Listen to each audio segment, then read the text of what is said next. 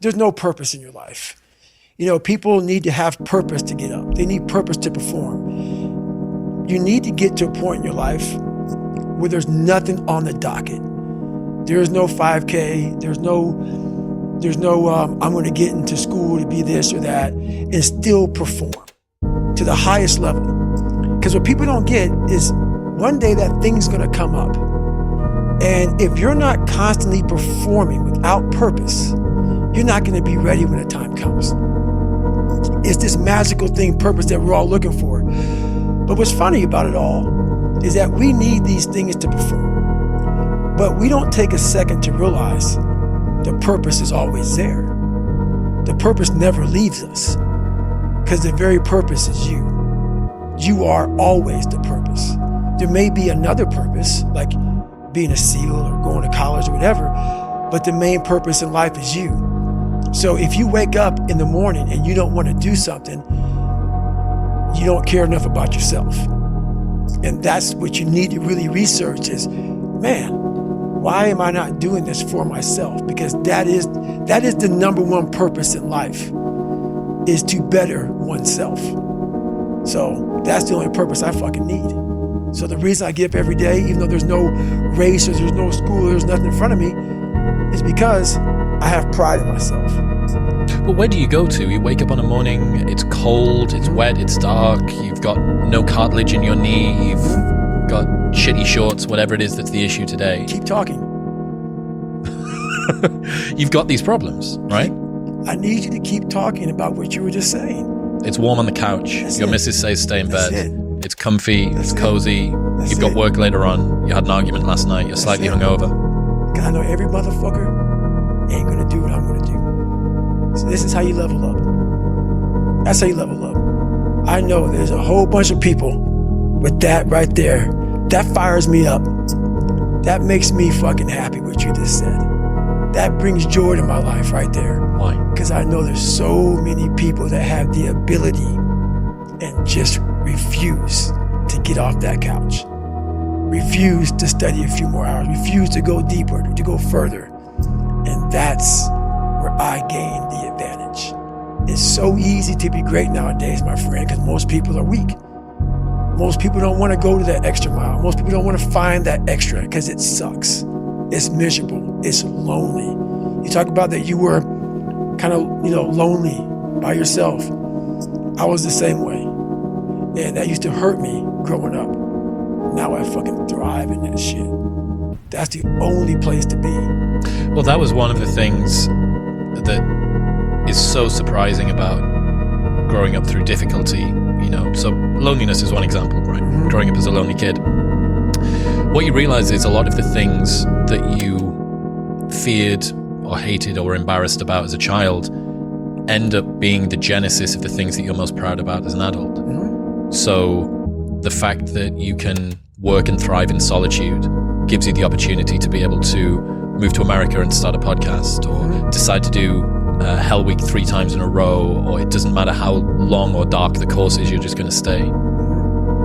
The fact that you were forced to be vigilant and to assess people, to work out what's going on when you became an adult, allows you to detect the vibe and the energy of whoever it is that you're speaking with, and know that this person's someone that I want to hang with and this person's somebody that I don't. Right. All of the things. In fact, I would go as far as to say there's not one thing in my life that I see as a pure advantage that doesn't have a dark side to it, that came about at some other point as well. Right. So one of the reasons that I spent so much time as a kid in my bedroom listening to audio tapes, because I didn't have anyone to play with, right? Only child, a little bit sort of unpopular. Right. So I'd be in my bedroom listening to audio tapes. We go to the library every 2 weeks and we take the tapes back and we get new tapes, and I bring them and listen to them again. Right. But you roll the clock forward 20 years, and what's the 2023 version of an audio tape? It's a podcast. It's a podcast. That's right. A lot of the things that you love and value in yourself in adulthood are the light side of something that you were ashamed, fearful, disgusted by when you were younger. Yeah, I think that comes from overcoming. A lot of people, wonder, how did you become this? How you become so vulnerable? How are you doing a podcast now when you were this kid? You overcame things. You fought them. And now this is what happens. This is on the other side of overcoming. You become very, very powerful when you overcome yourself. All those things you once cowered from, you were afraid of, when you face them eye to eye every day, you now become a person who has a great podcast. Let's say that there's someone listening who resonates with what you're talking about. You know, they've been through trauma, they've been through hard times, but they keep breaking promises to themselves, and they're struggling to get off the couch, and they're having a pity party. How can they stop feeling sorry for themselves? That's a difficult one, because you have to want it. You have to want to be better. And it starts off with, you have to have pride in yourself. You have to have pride in yourself. You have to have, there's something about you, whether it's your last name, whether it's just the smallest thing, you have to be proud of yourself. And if you have no pride in yourself, I can't give it to you. Because you're always going to compromise. You're always going to fold. Always. I'm very proud of myself. That's why when people said, you no way you can do better than Can't Hurt Me. Roger that. We'll fucking see. It's that pride that wakes you up. Now I'm not talking about bad pride. The attention to detail for the human being I want to do. I call this thing, like, I want to be the standard. I want to be that guy. Like, every place I went in the military, there was this ethos about how this place is, how we're going to live, how we're going to represent ourselves. And I walked around and I saw that most people didn't live up to that ethos. Like, if you go to whatever company, they had this mission statement on how we want to run our company.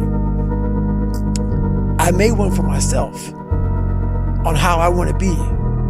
And that is why, if people can make up a mission statement, an ethos in which they want to live by, and every morning you wake up, you hold yourself accountable to that mission, not a company's, your own. Make up your own mission statement. What do you want to be in life? And once you do that, now you can work with somebody to get better. You can work with yourself to get better. But until you know what you want to stand for, you will always just be sitting down. You'll never stand for anything. What's that quote? If you don't stand for something, you'll fall for everything. That's it. It's a true statement.